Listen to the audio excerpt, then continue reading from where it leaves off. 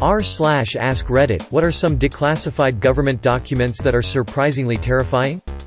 This is a smiling Kanye. It only appears once every 20,000 Kanye pics, very rare Kanye. Like in 5 seconds or bad luck. Project Sunshine, where the US government bought remains of dead infants, to test for radiation. When they took limbs from them, the parents were never told. One mother wasn't allowed to dress her daughter for her funeral, because doctors had removed her legs, and didn't want her to find out. Is anyone else ridiculously disturbed that they named that Project Sunshine? What the duck? The German radar guidance system Wotan was a great example on why your project, operation names should have nothing to do with their content. One U.S. bomber accidentally dropped a nuclear bomb a short distance from a major U.S. city, can't remember which, but luckily it didn't detonate. Off the coast of Georgia. They still haven't found it. No, they know exactly where it is. It would just be more dangerous to retrieve it than to just leave it alone. It's off the coast of Savannah.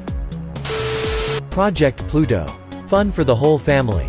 Stupid question, but where they said that it would have to fly over parts of the US and Europe to get to Russia. They couldn't launch it from California or Alaska? Also, isn't Russia currently working on a nuclear-powered rocket? In Soviet time that one was already invented, but no prototype was built, because where it flies cause radiation trail. Thanks God we not launched it. SRY for bad English. Operation Northwoods. A plan for a false flag operation that came from the Joint Chiefs of Staff and Department of Defense in 1962 and given to JFK, who turned it down.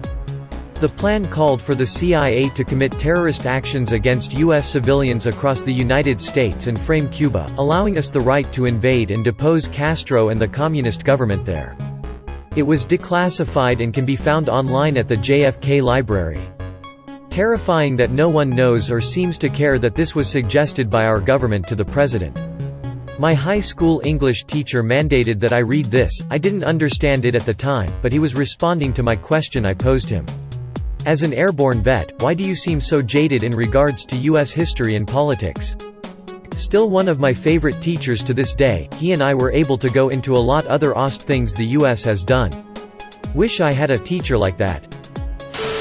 There are over 50 mishaps with nuclear weapons by the U.S. Air Force in the 1950s alone. Read The Forgotten Guinea Pigs. The effects of low-level radiation sustained as a result of the nuclear weapons program. A shocking look at how the U.S. knowingly radiated its circumflex Euro-S own citizens. My grandparents were downwinders and both died from cancer. My dad is also a downwinder and more than 60% of his high school senior class has died from cancer. He gets 2 screenings a year for cancer. MK Ultra. Partially illegal, forced mind control experiments utilizing psychoactive drugs, conducted by the CIA in 1950s, 60s. More specifically, the death of Frank Olson. Olson was going to expose Project MKULTRA. Olson was a CIA employee who was dosed with LSD by his supervisor and then committed suicide 9 days later by jumping out of his hotel window. After an autopsy, there was some evidence found that he was unconscious when he plunged out of the window. Documentary Wormwood on Netflix has a pretty comprehensive view.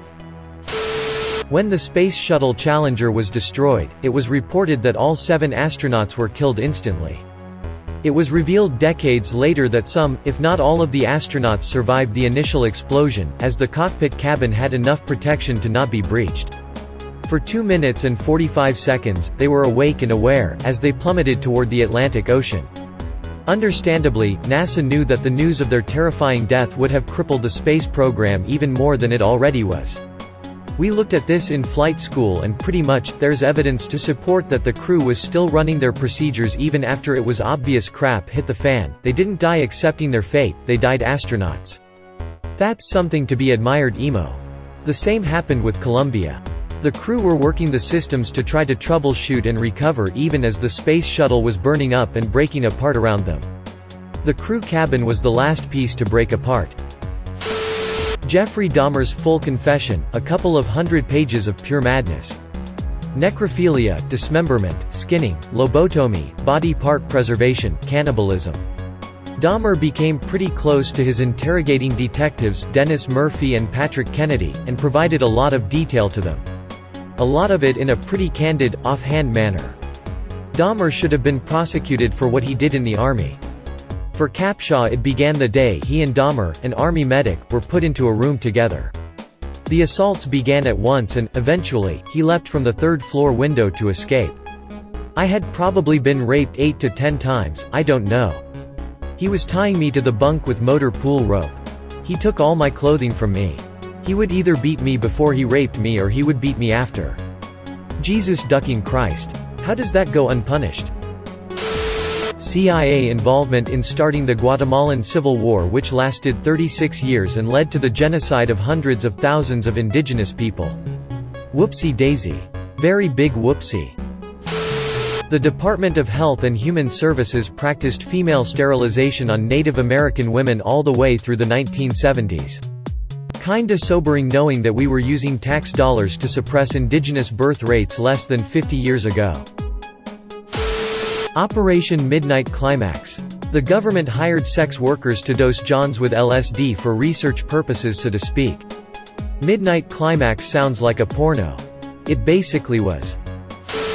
My hometown was littered with radioactive waste by the federal government as part of the Manhattan Project. Then we wonder why cancer and thyroid conditions there are the norm. I grew up 2 miles from the LOOW Lake Ontario Ordnance Works site, and my dad grew up on 89th Street in Niagara Falls in the 40s. He says that he remembers sitting on the train tracks as a kid watching the Hooker chemical trucks bring in 55-gallon drums to the Love Canal. That whole area was contaminated with all sorts of nasty stuff. So what did they do? They bulldozed it over and built houses on it, of course. Then in the 70s, when people were noticing toxic sludge in their basements, kids' feet were being literally burned by the high levels of phosphorus in the ground, and people were getting sick, they acted like they knew nothing. Eventually people sued and the whole area was evacuated. They tried to clean it up, but they basically put tons of dirt and clay over the area as a cap, and it's all fenced off. You can see it when you drive east on the Niagara Falls Expressway to Towanda. For the Lewiston Storage Site, also known as the NFSS Niagara Falls Storage Site, I've read documents where they had hazardous storage barrels sitting exposed to the elements, with seepage and all that. Again, they've covered everything with clay to stop it, but it's already in the ground. The bad thing is that there's a large elementary and high school, Lewiston Porter, about 2 miles from the site, which is actually on property that used to be part of the site but was never used and was sold to the county. Needless to say, the cancer rate among long-term staff and teachers is higher than average. I'm glad to have finally moved away. Not sure if this has been mentioned or not, I'm not scrolling through a million replies. The site is run by a guy named John Greenwald. Blackvault started putting in FOIA requests when he was 15 and never stopped. Currently has what is arguably the largest privately owned collection of declassified information from the US government anywhere, and the entire archive is accessible for free. Not a direct answer to your question, but anything you want to know about stuff the US government was up to can be found buried in there, and he's taken the time to sort some of the more interesting stuff out to make browsing easier. Cheers. His Black Vault podcast is always a good listen even if you don't buy into the UFO stuff. He doesn't hesitate to point out the bullcrap from anyone whether they are believers in this stuff or not, and gives a lot of time to skeptics to put their side of the argument, and treats everyone with respect. CIA invested millions in trying to make cat spies. $20 million to be precise. I don't know, the way my friend's cat is staring at me right now, maybe they succeeded. In East Germany, a committed freedom fighter and her husband had dealt with having her home raided while she was away, being arrested on the way to protests and all sorts of state-sponsored harassment. After the wall fell, she was able to read the documents the Stasi had kept on her and found out her own husband was an undercover agent and had written many reports on her activities with a bloodless banality. Suspiciously, she always has a headache when I propose having sex. Possible capitalist plot? She's always volunteering to take the children to school on Mondays. Possibility of capitalist indoctrination of our children? Must interrogate them later. As a part of the Army and CIA's experiments into mind control, they put electrodes into the pleasure centers of dogs' brains. Initially, they wanted hundreds of dogs. They only actually got 10, and of those only a few were implanted. The ones which were would be remote controlled by zapping them and essentially giving them a dose of dopamine when they were facing the right direction. The controllers would stop the dope zap when they wanted the dogs to stop, and then the dogs would reorient themselves until they were facing the correct direction.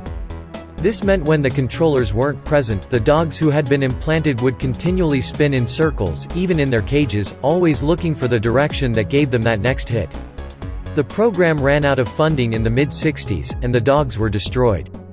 If you want to read all about it and other things that the US and governments around the world are up to from the horse's mouth, I highly recommend The Black Vault.com, the website of Black Vault. Here's 100-ish pages of what I described above, helpfully foiled and archived thanks to his hard work. Edit for some bright side. Via the same source we get Remote Control of War Dogs, Remotely Controlled Scout Dog, June 1974, wherein we learn that we can just train dogs. They respond to audio and visual cues, and can be trained to turn on command at long distances by playing a tone over the radio. Greater than the dogs were destroyed. This isn't any different than what happens to animals in experiments today sadly. They cut them open and look inside to make sure they are okay. New Zealand's UFO files are a bit creepy. I was in the library and stumbled across the bound files. There's a lot of assumed crazy people being crazy, but there's also one specific one that stood out from respectable Air Force pilots who were both in the air, conducted mini-tests e.g.